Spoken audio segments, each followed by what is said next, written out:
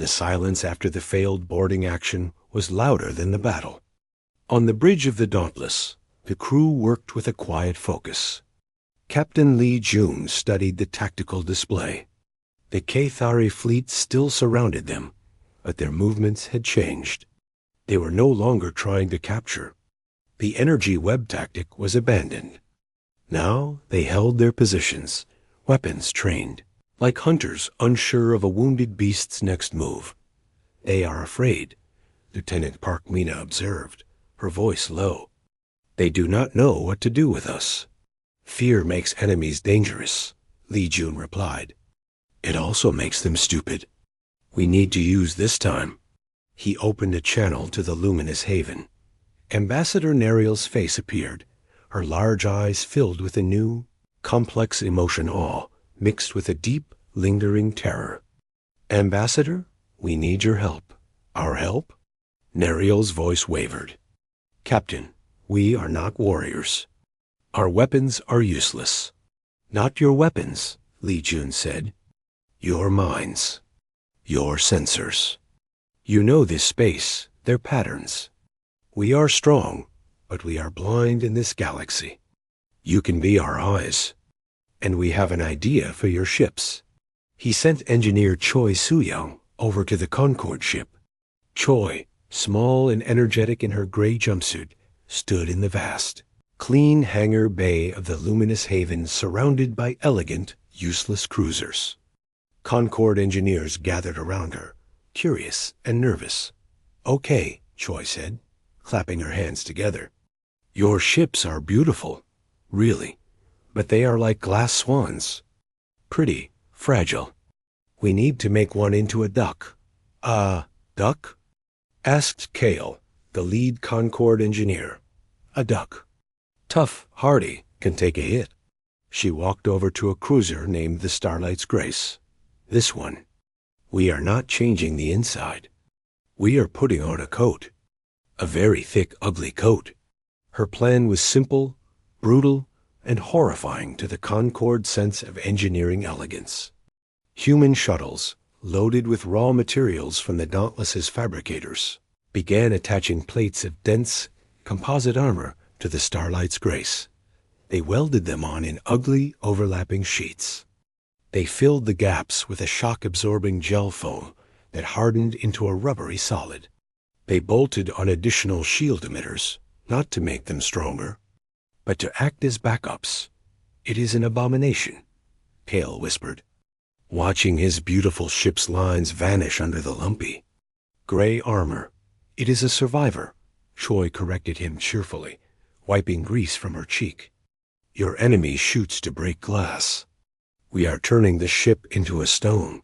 Meanwhile, Lieutenant Park Mina worked with Neriel and the Concorde navigators. She fed them human tactical concepts: ambush, feint, combined arms. The Concorde were quick learners, their minds sharp. They began to see patterns they had missed before, weaknesses in the Cathari formations that relied on intimidation over flexibility. "They expect you to run or freeze," Mina explained, pointing to a star chart. "So we will do neither. We will send the Grace here as if it is trying to break out. They will focus on it. They will think it is a desperate move. And then?" Neriel asked. And then Captain Lee Jun's voice came through the comms. "The Dauntless hits them from the side they think is safe." Overlord Vex watched the sensor readings from his flagship, the World Breaker. The Deathworlder ship was quiet. The modified Concorde cruiser was an ugly blot on his screen. He felt contempt. They were ruining the purity of their own design, mimicking the brutish humans. It was a sign of weakness. A final desperate act. "The armored cruiser is moving," his sensor officer reported. "It is heading for a perceived gap in our lines near the gas giant. It is slow, clumsy." Vex's mandibles clicked. A predictable breakout attempt. Focus the second and third battle groups on it. Surround and destroy it. The Deathworlder ship will try to rescue it. When it does, the first battle group will envelop it. Full power to weapons. No more containment. Annihilation. The trap was set. The Starlight's Grace, piloted by a terrified but determined Concorde crew, lumbered toward the gas giant. As predicted, a large portion of the K-Thari fleet turned to pursue. They closed in, firing their plasma lances. The green bolts slammed into the new armor. Plates heated, glowed red, and some shattered. Gel foam vaporized with loud pops. But the core hull beneath held. The ship shook violently, alarms blared, but it did not break, shields failing. Armor Layer 3 compromised. The Concorde captain yelled over the comms. "Hold your course," Lee Jun's calm voice ordered from the Dauntless. Just a little longer. The K-Thari ships drew closer, confident the ugly duckling was about to die. They moved into a tight kill formation. This was the moment. The Dauntless, which had been drifting silently behind a small moon, powered its engines to full. It did not head for the Grace. It shot directly toward the World Breaker, which was now guarded by only a handful of ships. "The Deathworlder is charging the flagship," a Cadere officer shouted. Vex stood. "Fool, he has left the other ship to die. All ships, focus fire on the Dauntless. He is committing suicide." But Lee Jun was not. As the Dauntless raced forward, Lieutenant Park Mina activated a secondary plan. She broadcast a signal on all K-Thari command frequencies. It was not a message. It was sound dot. It began with a low, rhythmic thumping, the recording of a human war drum from Earth's history. Then, layered over it, came the distorted, looping screams of K-Thari distress, calls from the earlier battles, as sounds of their ships breaking, the panicked last words of their boarding parties.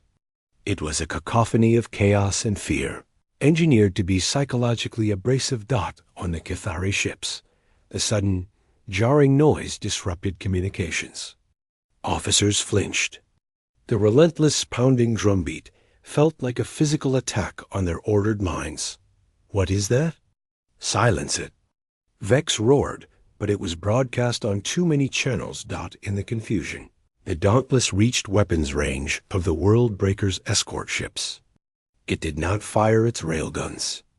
Instead, it launched a spread of old-fashioned, unguided missiles-dumb projectiles, filled with high explosives and shrapnel.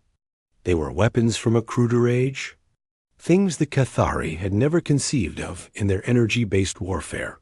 The escorts, point defense systems automatically targeted the incoming plasma bolts from the Dauntless. They ignored the slow, cold missiles until it was too late. The missiles slammed into their hulls and detonated, not with clean energy, but with tearing metal and explosive force. Two escorts spun away, venting atmosphere. The Dauntless was now in front of the World Breaker. Overlord Vex smiled a cruel smile. His ship's main weapon, a planet-cracking beam, was charged. It would vaporize the Deathworlder ship in one glorious blast. "Fire!" he commanded. A beam of pure, white energy lanced out. It struck the Dauntless's forward shields.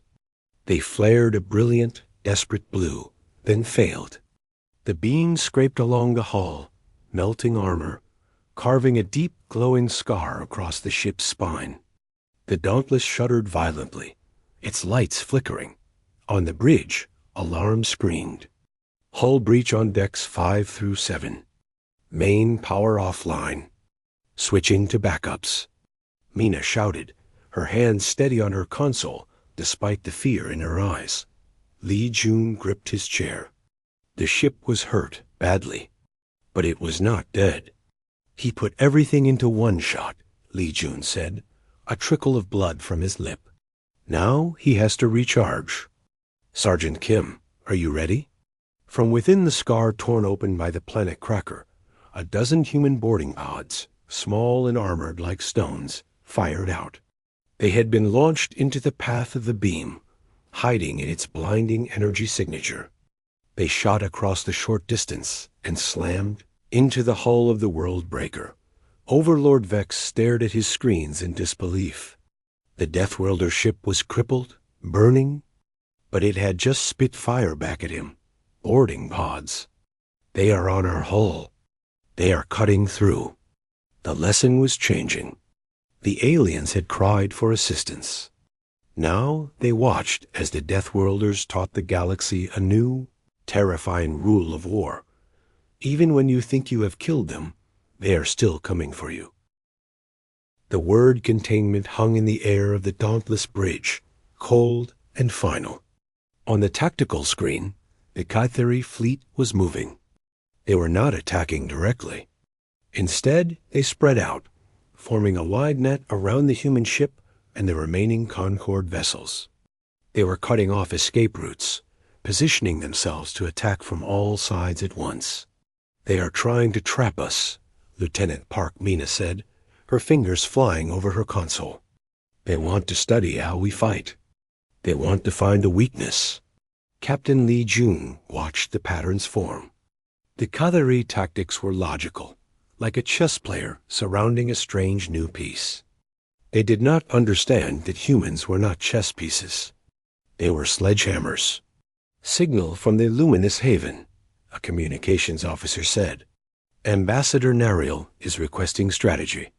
Lee Jun answered the call. Nariel's face appeared on the screen, her large eyes wide with a fear she was trying hard to control. "Captain, they are deploying containment fields. Energy webs designed to immobilize ships. If they catch us, our systems will be disabled." "Understood," Lee Jun said. "We will not be caught." Lieutenant Park analyzed their web deployment. "Find me a seam. Sergeant Kim, prepare your Marines. They will try to board us. They think if they can get inside, they can win." Sergeant Kim Taeyeon, who was on the bridge, nodded. A faint, hard smile touched his lips. Let them try. The Kytheri plan became clear. 3 of their larger cruisers moved to the front, forming a triangle. From each ship, a crackling green energy net began to form between them, a massive web meant to ensnare the Dauntless. At the same time, smaller, faster attack ships swarmed toward the Dauntless from the sides and rear, firing their plasma weapons continuously. It was a classic Concorde-era tactic. Distract and disable with the swarm, then capture with the net. "All hands brace for evasive maneuvers," Lee Jun said, his voice calm. "Engineer Choi, give me everything you have on the main engines. We are going to say hello." The Dauntless shuddered as its main drives flared to life. It did not try to dodge the swarm of small ships. It turned directly toward the 3 cruisers weaving the energy web. The plasma bolts from the swarm splashed against its rear and side shields, lighting up the dark space with harmless fireworks. "Shields at 80%, Mina reported. "The continuous fire is a drain, but it is manageable." "Target the lead cruiser's main emitter array," Lee Jun ordered. "Fire railguns 2 and 3. 2 more tungsten spears shot from the Dauntless. The Kytheri had learned, however. Just before impact, the lead cruiser managed to angle its stronger forward shields. The spears struck the shields, which flared and cracked like glass before failing. The spears punched into the ship's hull, but not as deeply as before. The ship was wounded, but not dead. The energy web flickered, but held. "They are adapting," Mina said, a note of respect in her voice. "They are smart." "Then we be unpredictable," Lee Jun replied. All forward thrust. Straight through the web. A murmur went through the bridge crew. Fly through an energy containment field? It was suicide by Concorde standards. The field would scramble all electronics, freeze engines. "Captain," Nariel's voice came over the comms, panicked. "You cannot. The energy disruption will—" "Trust me," Lee Jun interrupted, not unkindly. "Engineer Choi?" Choi Su-Yang's voice was bright with excitement. "Capacitors are charged. Electromagnetic buffers are at maximum. It will be a rough ride, but the core systems are hardened. It's just a big static shock, really. The Dauntless accelerated. It aimed not for a gap, but for the very center of the shimmering green web. The Cathari cruisers held their position confident. The human ship was committing suicide. At the last second, Li Jun shouted, "Now!" From the nose of the Dauntless, a powerful, focused electromagnetic pulse erupted. It was a short-range, broad-spectrum burst, a tool for disabling unshielded electronics on a planetary scale. It hit the energy web. The web was a structured energy field. The EMP was chaos. The two forces collided. Instead of the web swallowing the ship, the chaotic pulse overloaded the web's harmonic frequency. The green energy shattered like a pane of glass, exploding outward in a shower of harmless sparks. The Dauntless flew through the glittering aftermath. Untouched. On the Cathari flagship, Overlord Vex watched, his compound eyes narrowing. His mandibles clicked in frustration. The Deathworlder ship had used a tool of crude, area-wide destruction to solve a precise problem. It was inelegant. It was wasteful. It was effective. "Launch boarding pods," Vex commanded, his voice a dry rasp. "All remaining attack ships, focus fire on their engines. We will drag these beasts into the dark and dissect them." Dozens of small armored pods shot from the Cathari cruisers, streaking toward the Dauntless. They attached to the hull with magnetic clamps and began cutting through the outer blast doors with focused plasma torches. Inside the Dauntless, the alarm for boarding parties sounded. Sergeant Kim Tae-un was already in the main corridor outside the engineering bay, his Marines in full-powered armor. The armor made them look even more monstrous, turning them into walking fortresses of plated ceramic and steel. "Their tools are hot," Kim said over the Marine channel. "They will cut through the outer doors. Let them. Then we show them what close quarters really means." With a final shower of molten metal, the first blast door was breached. Cathari warriors poured in. They were tall, clad in dark, chitinous armor, carrying energy rifles and crackling shock blades. They moved with a predatory grace, confident. Boarding actions were their specialty.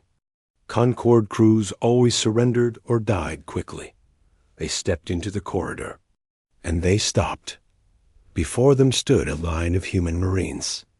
The corridor was wide on a Concorde ship. On the Dauntless, it was narrow, the ceilings low. The humans filled the space. Their armor was scarred and painted with drab colors. They held no energy weapons. They held large-bore rifles that looked like they fired solid objects, and in their other hands, they held rectangular slabs of metal, not shields in the energy sense, but simple physical barriers. The lead Cathari warrior hissed and fired. A plasma bolt hit the Marine in the center, Private Choi. It splashed against his chest plate, leaving a glowing mark. He did not fall. He did not even stagger. He took a step forward. Sergeant Kim's voice was calm. "Fire." The sound was deafening in the enclosed space. The Marines' rifles roared, not with a soft hum, but with a sharp, concussive thunder. The projectiles were not designed to penetrate energy shields. They were designed to penetrate armor. The Cathari breastplates cracked. Warriors were thrown back by the impacts, their bodies torn by the sheer kinetic force. The Cathari fired back, but their bolts seemed to do little more than heat the human armor. A warrior leapt forward, his shock blade raised high, aiming for Kim's neck. Kim did not shoot. He dropped his rifle, letting it hang on its strap, and caught the warrior's arm mid-swing. There was a sickening crack of breaking chitin. Kim pulled the warrior in, grabbed his helmet with both hands, and twisted. The Cathari went limp. To the Cathari, it was like fighting machines. Their speed was useless in the tight space. Their weapons were ineffective. The humans were slower, but each movement was devastatingly powerful. They used the walls, the floor, their own bodies as weapons.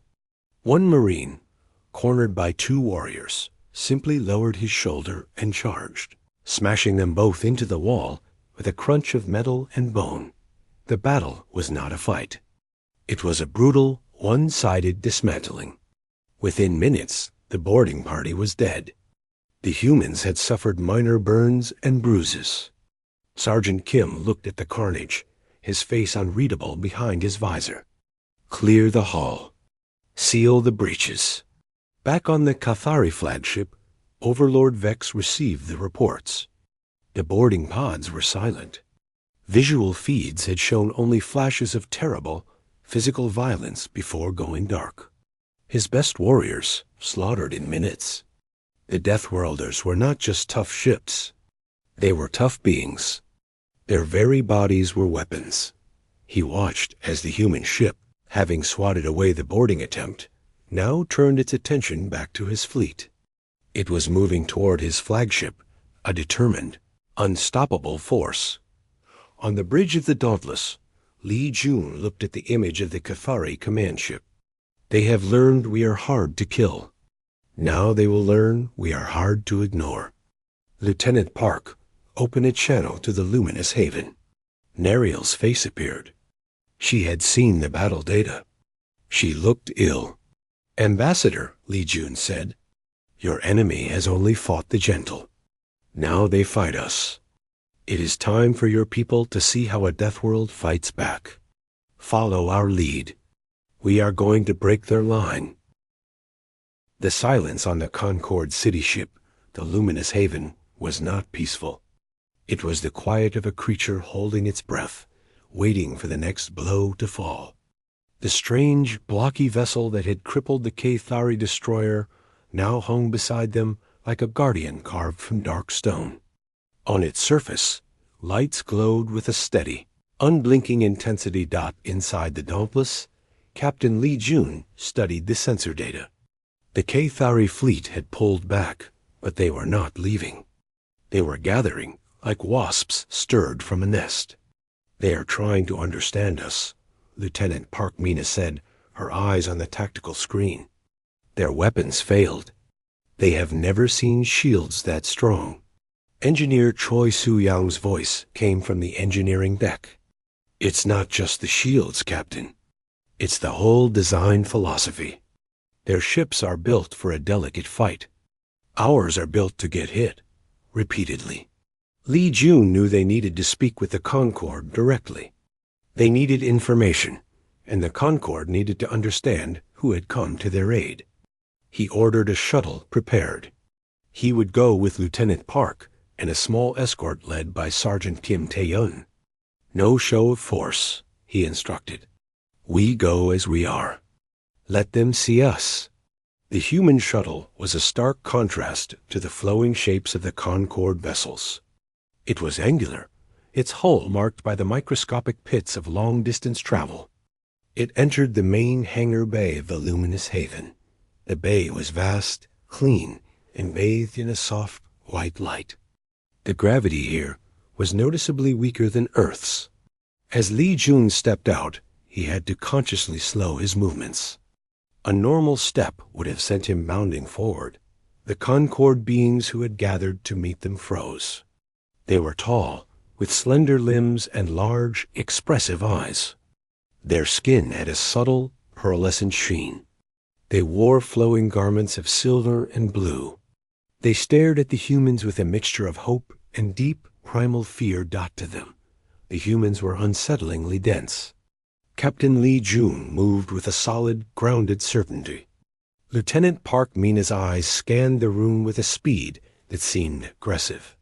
Sergeant Kim Tae-yun, even without his heavy armor, seemed to fill the space around him, his shoulders broad, his posture radiating a latent strength.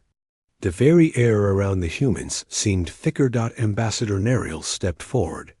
She was avian-like, with fine gray feathers tracing her jawline and large, dark eyes that held a profound weariness. She gave a graceful bow. "Welcome," she said, her voice melodic but strained. "We are in your debt. Your intervention was decisive. Li Jun returned a short, respectful nod. I am Captain Li Jun. This is Lieutenant Park Mina, our linguist and tactical officer, and Sergeant Kim Tae-yun, commander of our Marine detachment. We came as quickly as we could. His voice, though he tried to soften it, carried a weight and resonance that made several Concord individuals flinch slightly. Your ship, a Concord engineer named Kale said, unable to contain his curiosity. He was holding a scanner. Forgive me, but the energy readings from your shield impact, they should have fused your primary systems. The feedback alone. Lieutenant Park Mina smiled gently. Our systems are built to handle high-energy events. Solar flares, radiation bursts. The plasma weapon was powerful, but its energy profile was simple, easy to disperse. Simple? Kale echoed, his translator struggling with the concept. From a small device on Mina's wrist, Engineer Choi's voice chimed in, having listened to the exchange. Think of it like this, she said. You built a roof to keep out a gentle rain. We built a roof to survive hailstones the size of your fist. Your enemy brought a slightly heavier rain. Our roof didn't notice. The analogy hung in the thin air. The Concord people looked at each other. A roof for hailstones? What kind of world required that? Nariel led them to a mediation chamber. The room was circular, with low, padded benches. The humans remained standing, knowing their weight might damage the delicate furniture. Nariel explained their history, their peaceful culture, the sudden, brutal arrival of the Cathari. They are from a world with more geological activity, somewhat stronger gravity, she said. To us, they seemed strong, brutal, but you are something else entirely. Your world must be a paradise of stability to produce such resilient technology. Sergeant Kim Tae-yun let out a soft, thoughtful breath. Stability. Earth has tectonic plates that shift and cause the ground to swallow cities. Our weather systems can create winds that tear metal apart. Our planet's biosphere is filled with life that competes violently for every scrap of resource. We evolved in that competition. He spoke plainly, as if describing the color of the sky. A profound silence followed. Nariel's large eyes were wide. The idea was incomprehensible. A world where the very ground, air, were constant threats. A world that bred toughness, because anything soft died. The term they had for such places surfaced in her mind, a term from old, fearful legends. Deathworld. She looked at the humans not as saviors now, but as artifacts. They were living pieces of a world that was a nightmare to her people. And that nightmare was now their only shield. An alert chimed softly. A visual appeared on the wall. It showed a smaller Concord research station on a nearby asteroid. A Cathari dropship was descending toward it. They are after our astrometric data, Nariel said, her voice trembling. We cannot get a ship there in time. Our defenses are gone. Li Jun looked at Sergeant Kim. Can you get there? Kim Tae-yun nodded once. Yes, sir.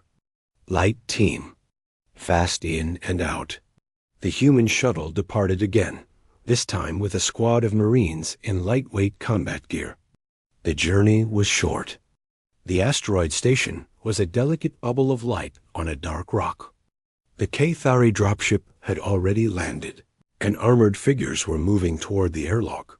The human shuttle did not land gently. It set down with a solid thump that cracked the asteroid's surface. The ramp dropped.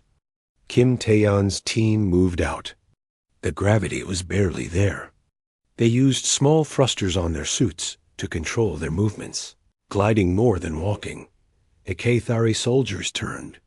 They were taller than the Concord, clad in dark armor. They fired their energy weapons. Bolts of red light struck the human Marines.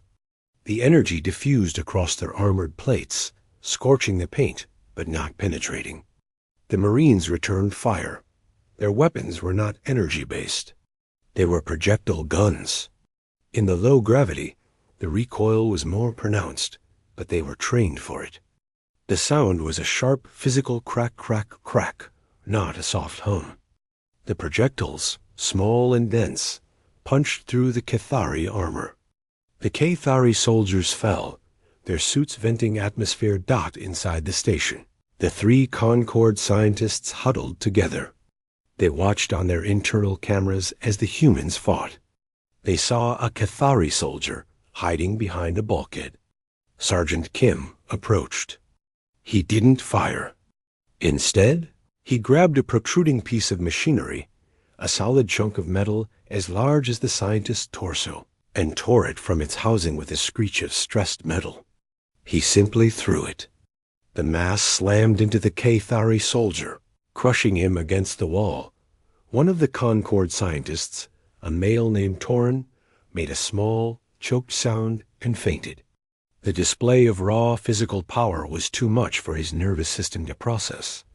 Minutes later, the scientists were on the shuttle, wrapped in thermal blankets, staring at the silent, imposing humans who had saved them.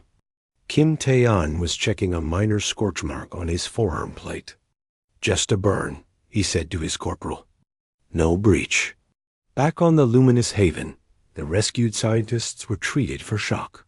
They spoke in hushed, trembling tones about the demons who broke metal with their hands and ignored weapon fire.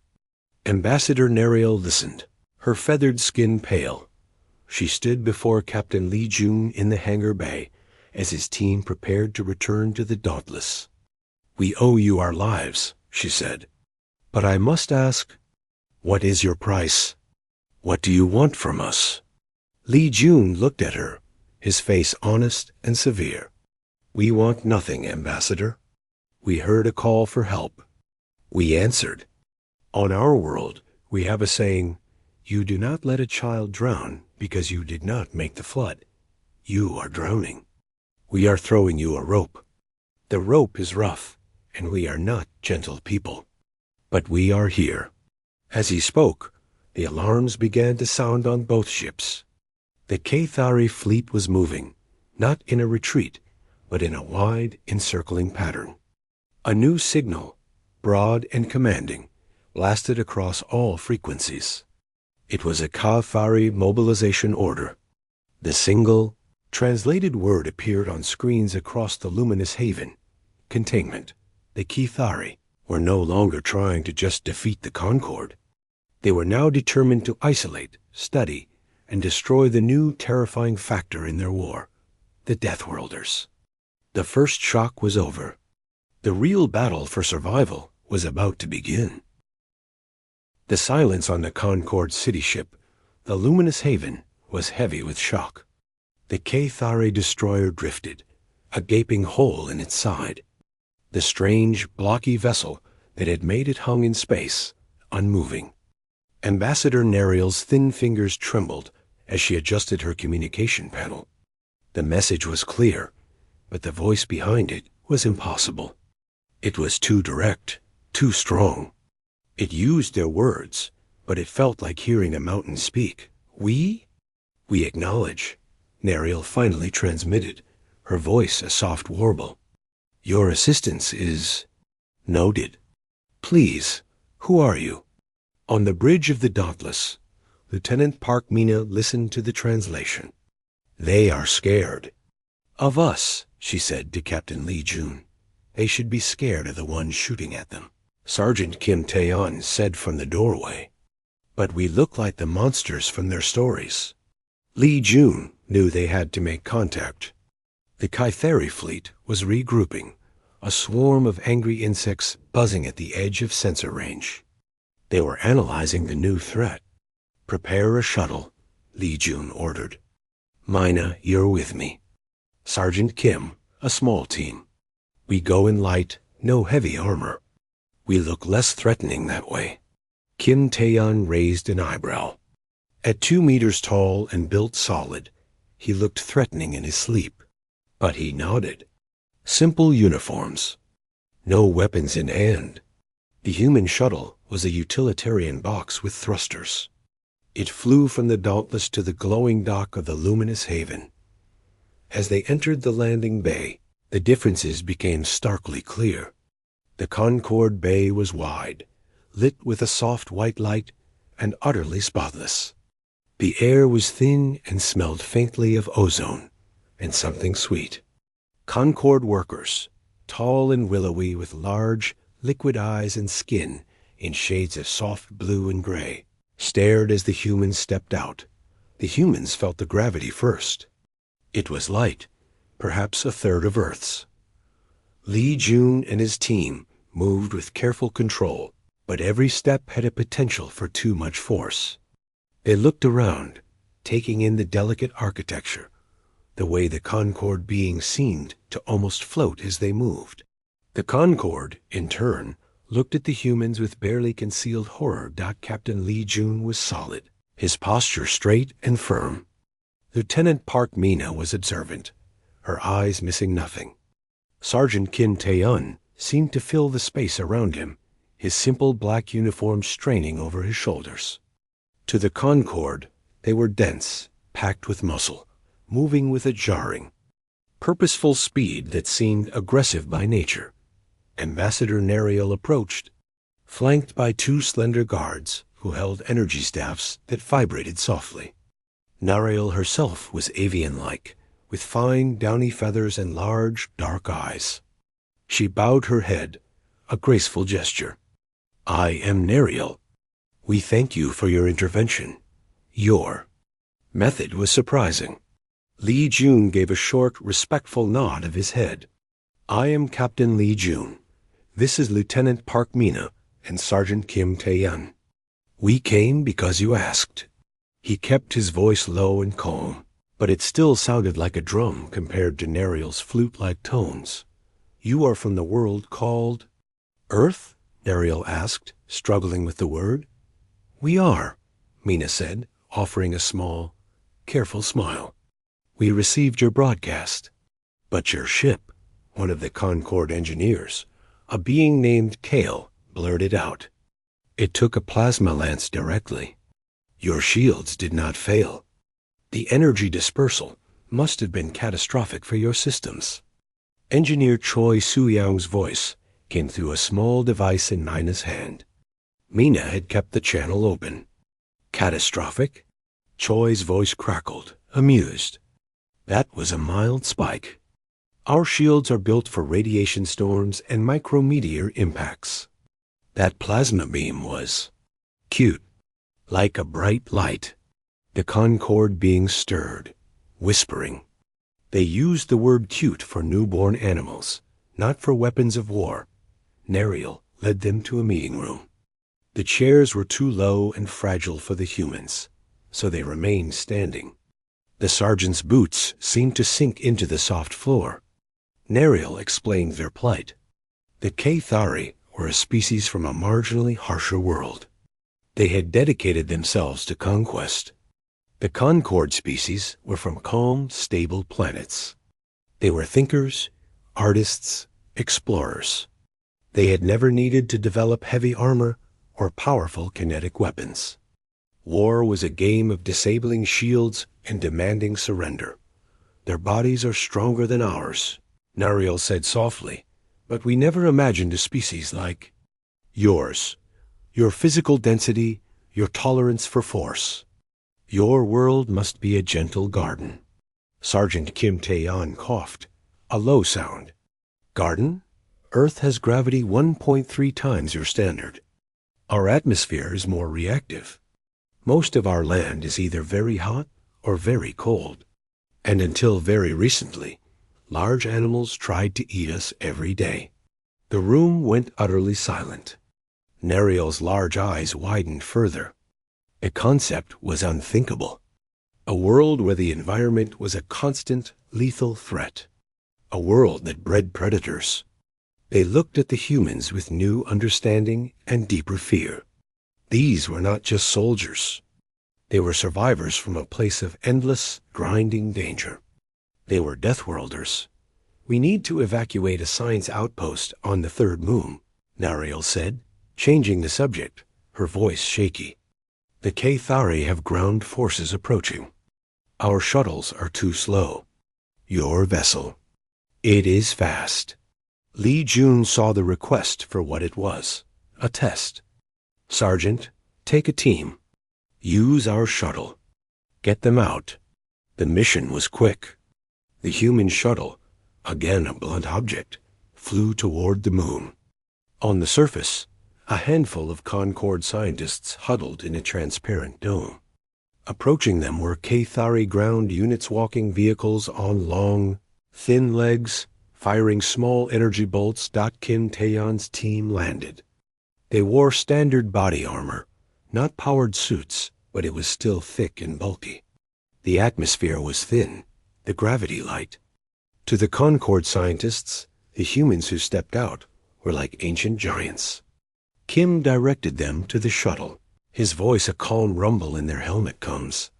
A Cathari bolt hit the shoulder of one human Marine, Private Lee Jin. The energy flared and dissipated. The Marine glanced at the scorch mark on his armor, shrugged, and returned fire with his rifle. It was not an energy weapon. It fired a solid projectile. It hit the walker's leg and shattered it, sending the machine crashing down. The Concord scientists watched, stunned, as the humans moved. They did not dart or hide. They took positions and fired with methodical precision.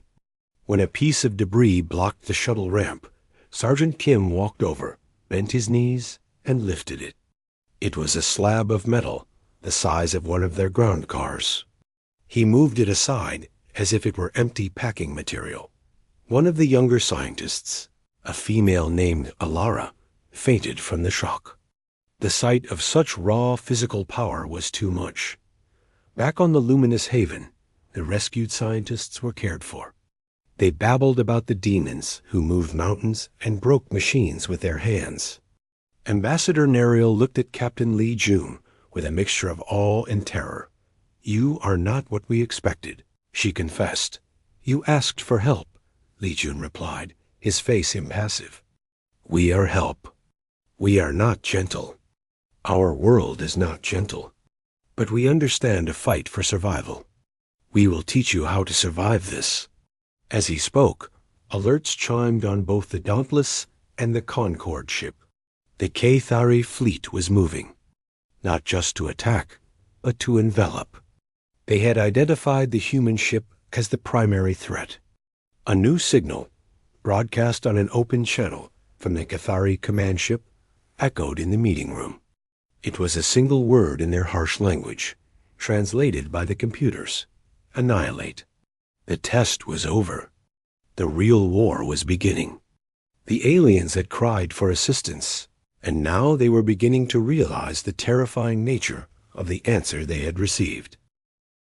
The vast and quiet dark between stars was not truly empty. It hummed with the faint, ancient echoes of light and the occasional structured burst of communication. In a small, blue-white star system on one spiral arm of the galaxy, the network of satellites and listening posts, operated by the United Earth Naval Command, UENC, captured a new signal. It was not like the natural cosmic noise. It was a repeating, multi-layered pattern, frantic and complex.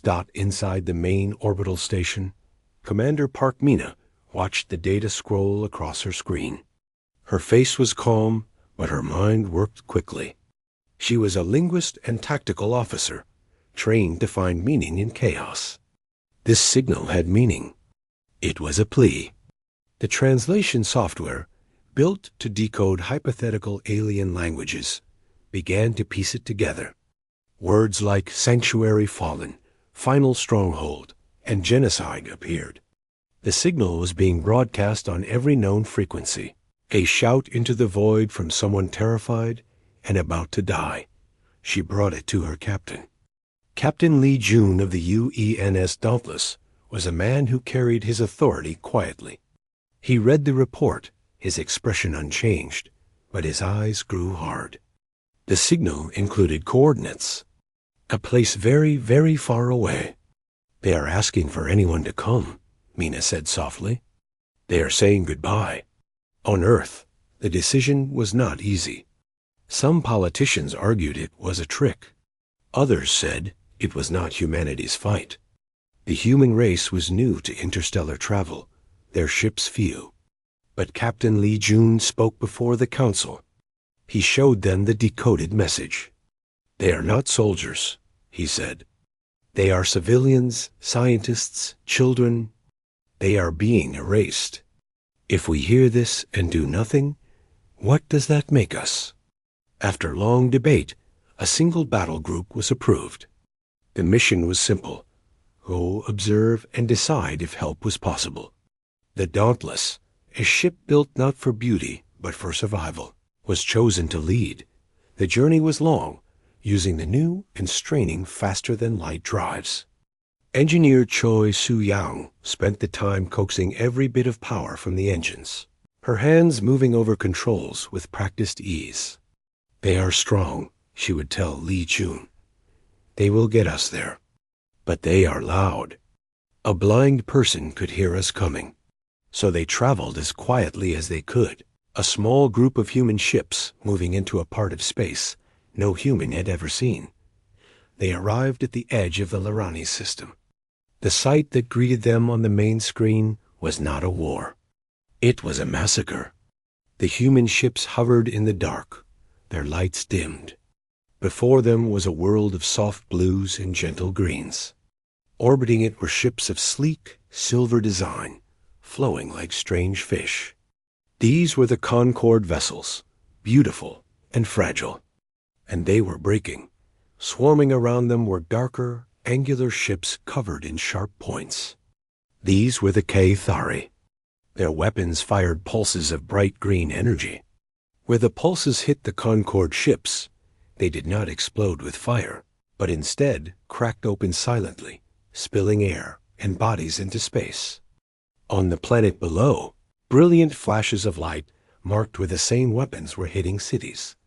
Their shields are like paper, Lieutenant Park Mina whispered, her voice tight. She was analyzing the battle data.